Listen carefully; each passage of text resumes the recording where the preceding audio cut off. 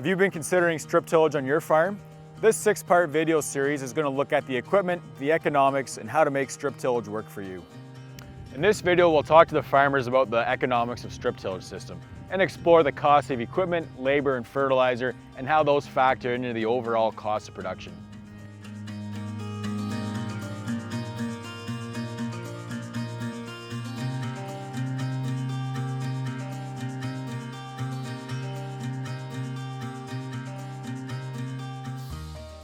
So Christine and Warren, we want to talk about the economics, the cost of production of your strip till system. What level of the farm operation do you calculate your cost of production at?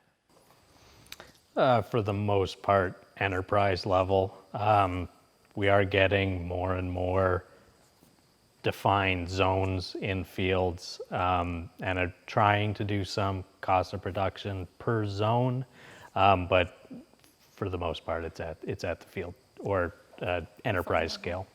So again, considering the cost of production and the economics associated with your production system, how important was the economics in the decision to move to strip till?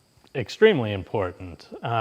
We were looking at a very aging equipment force. Our cultivators were very old.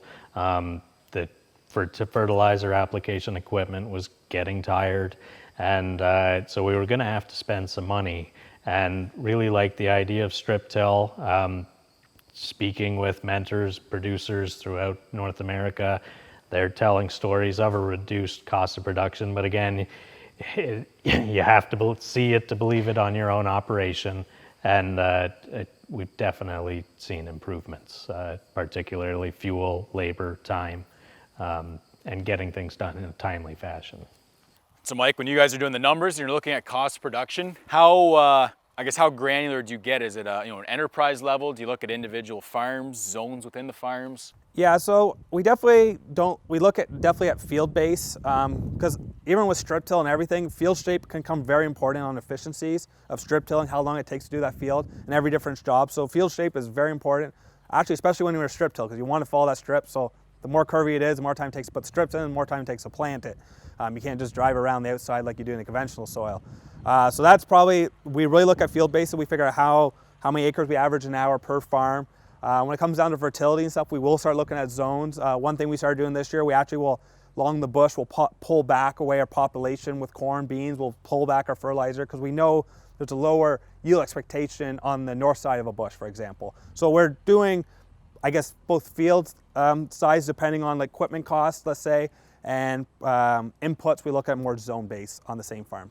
So for making that transition, Mike, how important was economics in that decision, and what were kind of your key considerations in that move to strip till?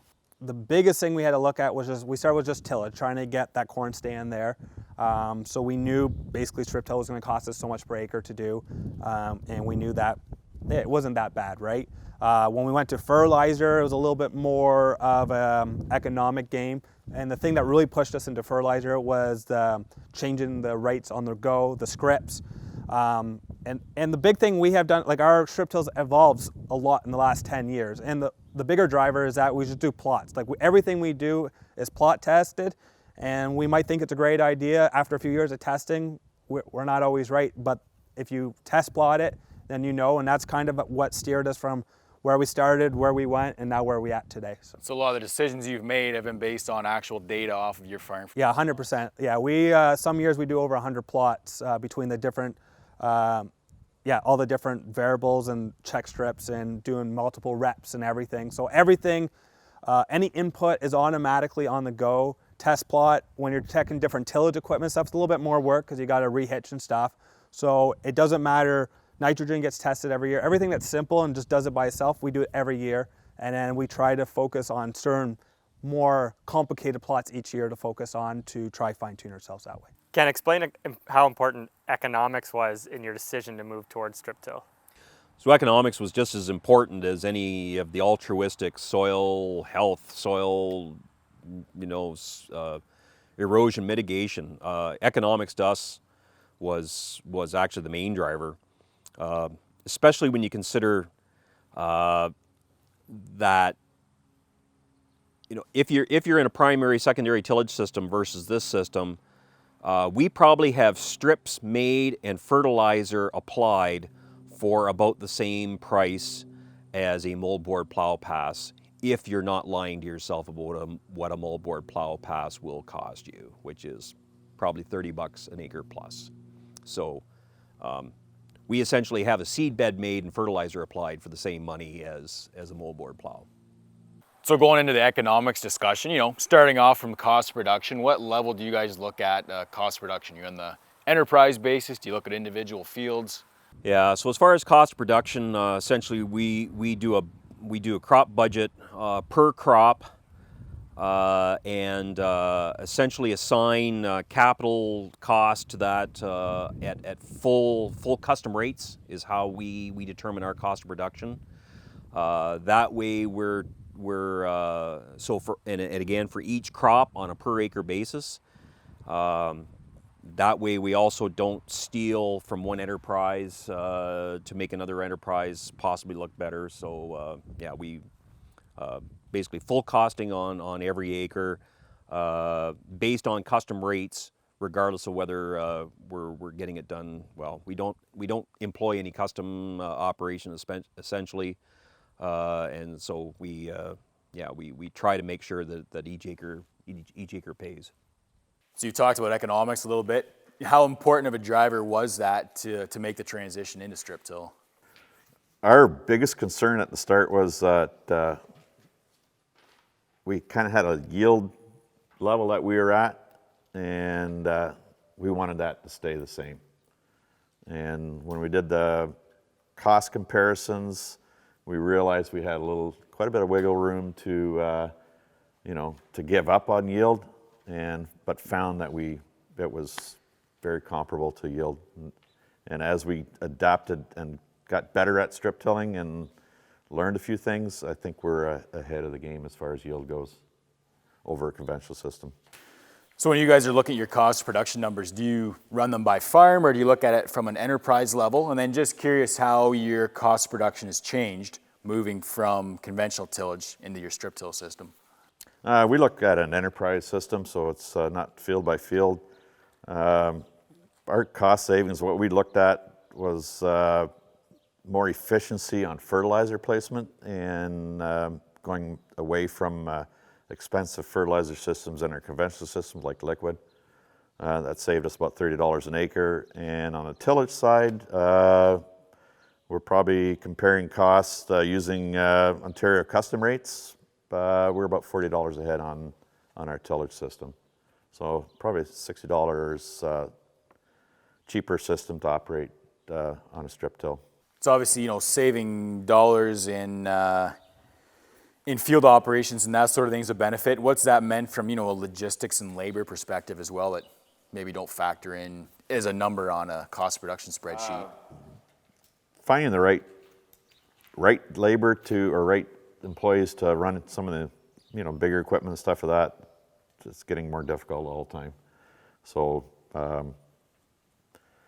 there's obviously cost savings on less labor, but it's more being able to find the right people to run your stuff. So, or training, especially when you start getting into, in tillage system, conventional tillage system, you don't need as much GPS stuff, but it's a headache training somebody on your GPS stuff. It's a constant battle. Do you find farm size has a play when making that decision to fit into strip till? There's some challenges there where you should be from a farm size perspective? I think you can get into it in most farm sizes. Obviously a little easier with larger operations. But it can be adapted to most sizes operations, I think. How did your farm size impact your decision to switch over to strip till?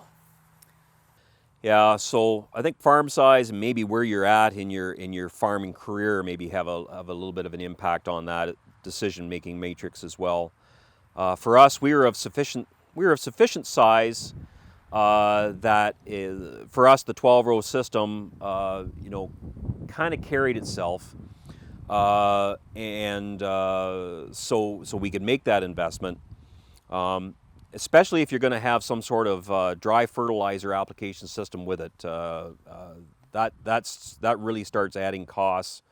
Some sort of Montag or Valmar or whatever it is, granular fertilizer applicator can really add to it as well. We were fortunate enough, we got into it. We personally had enough size, we could probably make it work. We did have a couple of friends though that had asked about the system and were very interested in if we had a rig, would you do work for us? And so I have probably a half a dozen or so people that are probably frankly don't have the scale to justify their own system, that we do their work, and it makes two people happy. We're able to spread our capital costs across a few more acres, and for a lot of them, several of my customers are actually late in their farming career, and are single proprietor, like lone wolves as far as their spring system, and have essentially said, you know, strips have made me stay going this long because no longer do I have to go out and try to beat dirt down with a cultivator, you know, all night so I can plant during the next day and rinse and repeat. I come in, I make their strips in the fall for them, and essentially it's a very simple system now. They come out, they have one job in the spring just like I do, and that is to get the corn planter out of the shed and plant corn. Could you comment on how the switch to strip tills maybe changed things from your equipment and expenses for strip till compared to conventional till, both corn and the other crops that you're not strip tilling as well? We're finding we put a lot less hours on tractors and really only require about 3 major pieces of equipment as far as tractors go, and 1 tillage system, and a couple planters. We're good to go. So a lot less hours, a lot less tractor, a lot less labor. Yeah, so going away from the other equipment, maybe and less labor to get the corn crop ready opens some opportunities. You mentioned you've gone to 2 planters now, Gary. So once you've started planting corn, you've also got the ability to immediately start planting soybeans as well. Yep, we just switched to a 2-planter system here a couple of years ago, so we can plant strip till corn, and at the same time, if the calendar and soil temperatures allow, we can start planting soybeans at the same time. So less labor. You wouldn't be able to do that in a conventional system, not in our operation. Any comments on how the amount of time and expense for maintenance has changed from your traditional conventional till system to your strip till system now? Our old system, which was basically harvest, 3 plows, 3 guys, 3 tractors, plow all our soils over, spring, to stay ahead of a planter, 2 40-foot cultivators, 2 tractors, to a 1 fella on a strip tiller and a strip till system in the fall, and 1 fella on the sprayer and 1 fella on the planter. Pretty, we couldn't even imagine getting into a full tillage system again, especially after upgrading planters from 40 to 60. 2 40-foot cultivators wouldn't stay ahead of that planter. So obviously that's a big fleet of equipment to have to maintain. Any comments on maintenance and shop time to run that fleet of equipment compared to what you do now? Obviously running or maintaining more pieces of equipment in a conventional system versus your main equipment maintenance here is planters and the strip till unit, 2 units. So can you talk about the cost and the time associated with preventative maintenance in the strip till system compared to how you used to crop? Now that we've gotten our strip till bar, we've bought it used, so now that it is up to where we like to keep our maintenance, we could have it looked over in and out of the shop in a day, or I'll say 2 to 3 days, assuming there's no major welding faults in it. We still do look over all the other equipment every year, but because it's being used less, there is less damage on it, less wear points. You don't need to replace as much as often. So it is overall less. So obviously there's some differences in planting and seed bed and considerations for that in a strip till system. Did that require you guys to go buy a new planter or make upgrades to a planter? Where did you go on that front? We didn't require a new planter, but we made fairly decent upgrades on it, like really good air adjust row cleaners and 2x2 fertilizer placement systems on it, on the tailstock. That was some of the changes we made to it, so do not need to have a new planter, I guess. Do you have any comments on how your overall fuel usage would have changed, specifically for your strip till corn, but as well as your cropping system as a whole? We're using less fuel. Is it a huge change? Not really. It's obviously less, but you know, as far as the whole cost production part, it plays a small role, plays an important role, but it's not huge.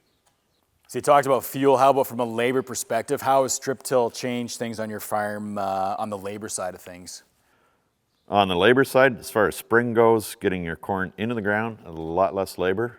At the time of fall strip tilling, one of the most important things that I'd like to bring out to this is, if you're size of operation that we are, we dedicate, as the combine's going, we dedicate one person to the strip till unit, and it's typically somebody that knows a planting system. So how a field has to be planted. We do not leave the strip tilling till after all the harvest goes, because you won't get the right conditions.